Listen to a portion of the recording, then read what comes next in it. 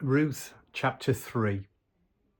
One day her mother-in-law Naomi said to Ruth, "My dear daughter, isn't it about time I arranged a good home for you so you can have a happy life? And isn't Boaz, our close relative, the one with whose young women you've been working? Maybe it's time to make our move. Tonight is the night and Boaz's barley harvest at the threshing floor. Take a bath, put on some perfume, get all dressed up and go to the threshing floor.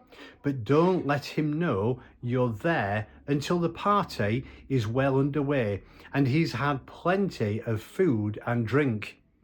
When you see him slipping off to sleep, watch where he lies and then go there. Lie at his feet and let him know that you are available to him for marriage. Then wait and see what he says. He'll tell you what to do." Ruth said, "If you say so, I'll do it, just as you've told me." She went down to the threshing floor and put her mother-in-law's plan into action. Boaz had a good time eating and drinking his fill. He felt great. Then he went off to get some sleep, lying down at the end of a stack of barley. Ruth quietly followed. She laid down to signal her availability for marriage. In the middle of the night, the man was suddenly startled and sat up. What in the world? This woman asleep at his feet. He said, "And who are you?"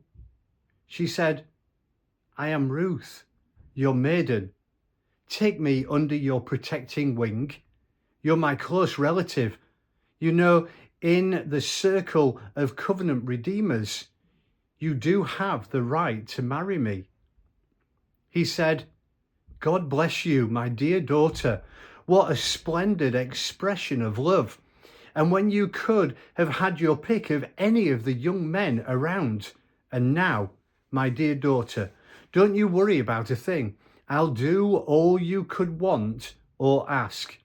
Everybody in town knows what a courageous woman you are, a real prize. You're right, I am a close relative to you.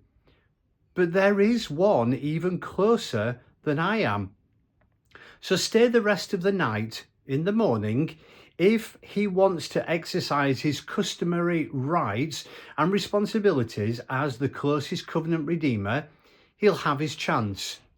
But if he isn't interested, as God lives, I'll do it. Now, go back to sleep until morning." Ruth slept at his feet until dawn, but she got up while it was still dark and wouldn't be recognized. Then Boaz said to himself, "No one must know that Ruth came to the threshing floor." So Boaz said, "Bring the shawl you're wearing and spread it out." She spread it out and poured it full of barley, 6 measures, and put it on her shoulders. Then she went back to town. When she came to her mother-in-law, Naomi asked, "And how did things go, my dear daughter?" Ruth told her everything that the man had done for her, adding, "And he gave me all this barley besides, 6 quarts. He told me, 'You can't go back empty-handed to your mother-in-law.'" Naomi said, "Sit back and relax, my dear daughter, until we find out how things turn out. This man isn't going to waste our time. Mark my words, he's going to get everything wrapped up today."